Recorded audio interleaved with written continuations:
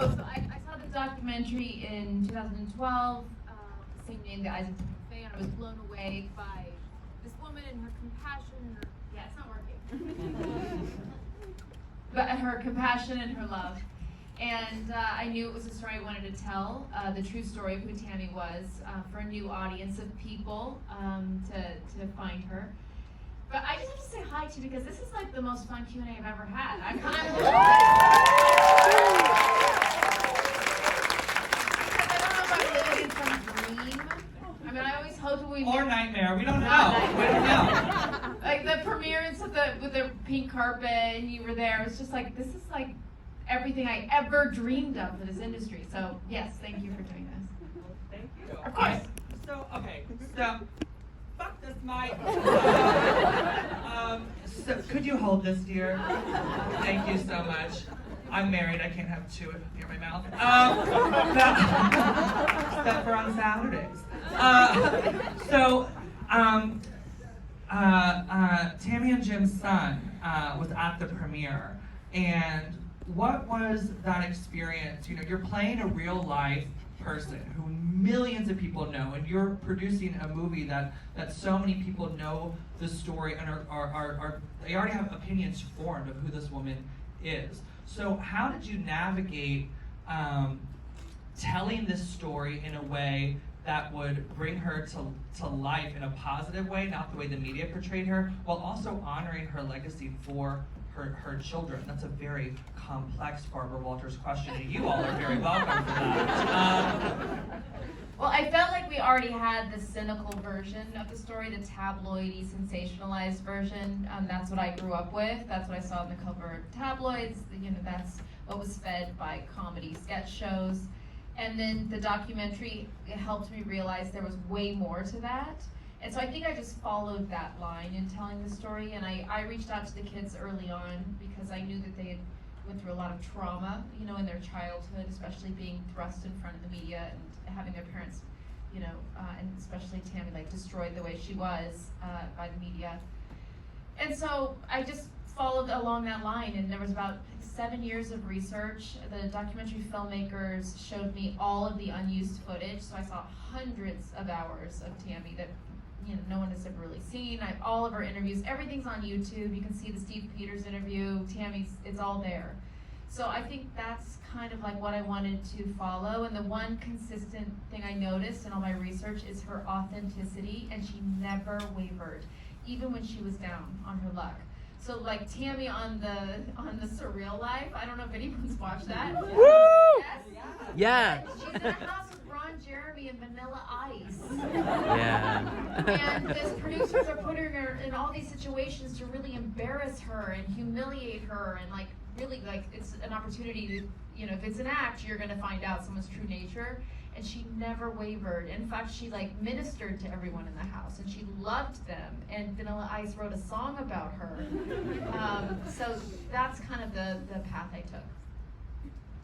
And Kelly, as a producer, I want to ask you, you know, that you mentioned the interview, which was so moving because Tammy, you know, even now, right-wing religious people won't talk about queer people in a positive way. And at a time when our own president wouldn't acknowledge the epidemic that was wiping out the generation before mine in queer culture, she went on television and did this. So what was it like as a producer coming up with, you know, putting that in there and making sure that it was authentic and in a way that would continue to, like you said, Tammy's always minister to the people who will go see this movie, and maybe it will refresh it in their mind again?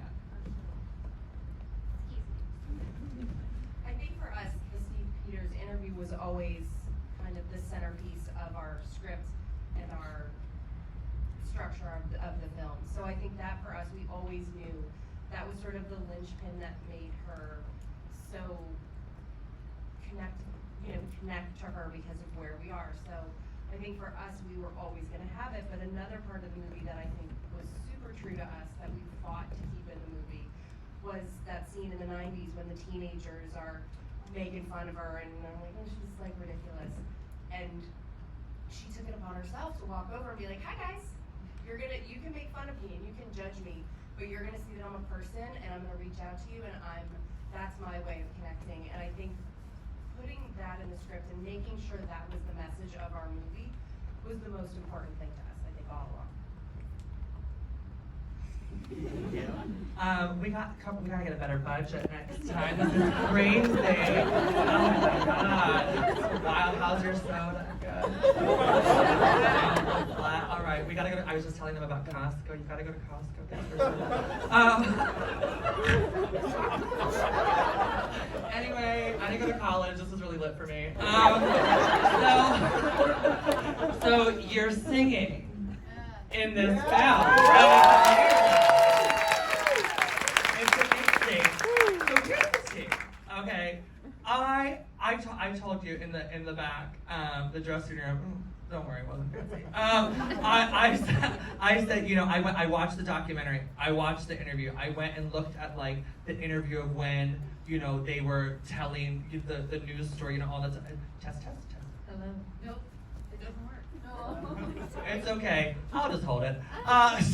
So I went to, after doing all that, because then I was invited to do this, so I was like, I want to do all my homework, right? So I went to listen to Tammy Faye music, and I could not find her music anywhere. So now you are the voice of Tammy Faye's music. Well. The album just came out. So what was? Have you sung before? Is this like Let's talk about that. Well, you can't. I mean, she's not on Spotify or anything like that, like the albums. But you can actually find a lot on YouTube. Like there's one, I think you'd love it. She's like wearing a little sailor outfit and she's singing "Don't Give Up" on the Brink of a Miracle. So there's a lot of good stuff you can find on YouTube. But oh, another microphone. Here we go. But for me, the singing, it was a bit stressful because when I did my first session with Dave Cobb, who was the producer, music producer of "Star Is Born." That film. Woo! Yes, and then I'm there in the room. I'm like, okay, Mr. Dave Cobb, you know, I'm gonna sing Tammy Faye.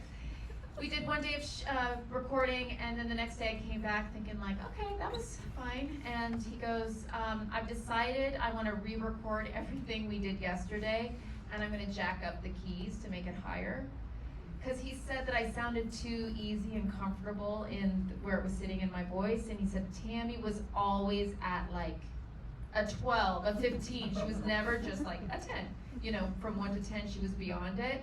And he wanted to put me in a position where I didn't know if I was going to hit the notes. So I'm like yelling out to Jesus. And I think that really helped in terms of the songs, and also it really helped in terms of playing the character. Well, you sounded great. She sounded great. Wait, you'll be tagged in many a video of me lip syncing to your ass singing about Jesus, okay? Just go, you get ready. Y'all come to the gig, okay? Do you know that you are, Tammy Faye is a queer icon? And do you, Miss Chastain, know that you are a queer icon? Do you know this about yourself? The gays and the theys love you. They love you. Yeah. We love you. Are you? Girl, yes. Let's put you on a float in June and let's roll. So we talk. Sorry, I don't want to. This dress has a little. Take a pic. We. Not that much of a pic. We were talking backstage, and you said something that I hope it's okay that I should. You said something backstage that I thought was really, really important about how this, you know, this isn't necessarily like a political film, but there's so many political undertones talking about, you know, the patriarchy and how women get, you know, screwed over by men, and they have to build themselves up. And you said something that like really stuck with me when we were chatting about how you always look for in a role. Something that's going to carry a message like that, that's going to carry a message of what's going on politically. And so I wanted to ask you two, not just as an actress, but both of you are producers. So when you're looking for projects, what is the kind of thing that you like really latch onto that makes you say, this is a project that I really believe is a story that has to be told right now? don't, you're ready. No, I didn't know if it was working. So Oh, I was okay. doing a test. For me, I definitely think about what I do as political filmmaking in terms of the projects I take on. I'm always asking myself, what am I putting out into the world? And also, I kind of like it if it challenges people. I kind of like it, like if in the beginning, maybe like in the beginning people aren't so sure. You know, Miss Sloane, my character has like a male prostitute. I haven't seen that a lot in movies, and I thought that's kind of interesting for a female character. So I do a lot of things that kind of push the envelope in terms of how women are seen. And for me, what I love so much about this is we live in a culture that is just, it celebrates cynicism, right? Like the idea of being earnest and sincere is so uncool. And Tammy was completely sincere. But yet we're a culture that like makes fun of like declarations of love. Like we make fun of Tom Cruise jumping on a couch, or you know, something like actually beautiful and like beautiful expressions. And so I wanted to make a film that was really like a love bomb, because no matter how much hate she got and how many people made fun of her, she understood that that meanness comes from a pain inside of them, and she would then approach it to heal it. And we're living in a time right now where everything is about it's, you know, the other, this person's wrong, or I hate this because they think different than me, or it's like we're all in these separate groups. And it was important, especially to be in the theater all together, which this is amazing. You know, the film's coming out in the movie theater only. Thank you guys so much for being here, because it was important for us to have the film come out in the theater, because for Tammy, it was important for her to connect to strangers, to connect to people outside of the household. So the fact that we're all sitting in this room right now talking about this is incredibly inspiring. So for many aspects, I wanted to make this film because I thought it was radical of her to, in a community of conservative evangelicals that are preaching fear and what you can't do and who you're supposed to love, and this is how you're supposed to be. She decided to throw her arms around everyone who felt like they were left out, and especially the LGBTQ community. In 1985, when the AIDS epidemic was killing just so many people, and families were being destroyed, she told her audience of millions of Christians that you need to love everyone, and that's what it means to be Christian. So I want to celebrate that. And so for me, that was like the political statement I wanted to celebrate with her in this film. Is your microphone work? And I also think for us, when we were developing it, obviously I'm more of a behind the camera. We wanted to explore sort of that, like the building up and sort of the groundswell of that conservative Jerry Falwell, religion and politics. But we were certainly not taking anyone down. We were just setting the scene. But I think the other thing that we did that we were really focused on was this was one of the first families that were living their lives in reality television. They were having their kids on TV. They were bringing everybody, family members around, and sort of broke down that barrier. So that for us also was really interesting to explore.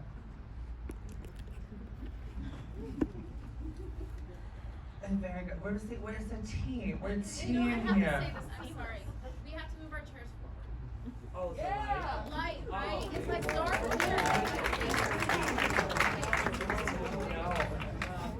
I was just nervous to say anything. I would have earlier. But now we're at the last question. So we're going to start from the beginning. So when you're playing Tammy, Faye, can you imagine if we just did the whole thing all over again? Would that be crazy? And look, all the cameras are, God damn it, hold on. Excuse me, the delicate lady. So final question, what's your favorite thing about, me?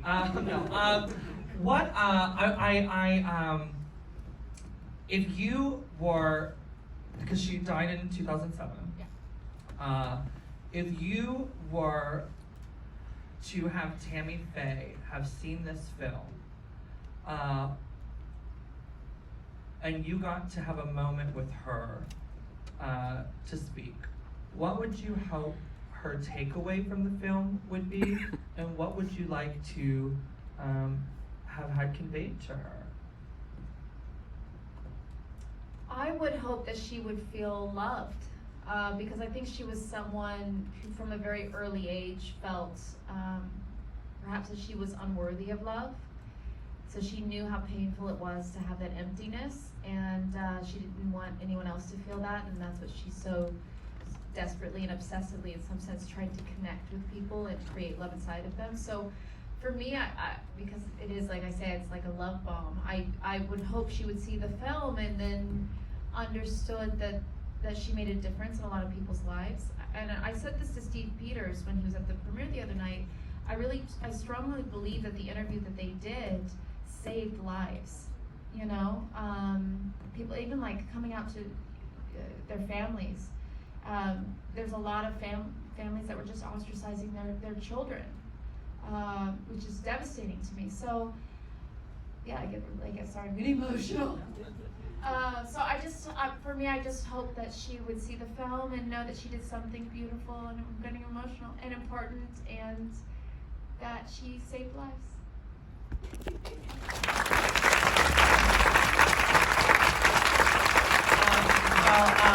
Thank you both so much. And yeah, that's thank you all for coming. Thank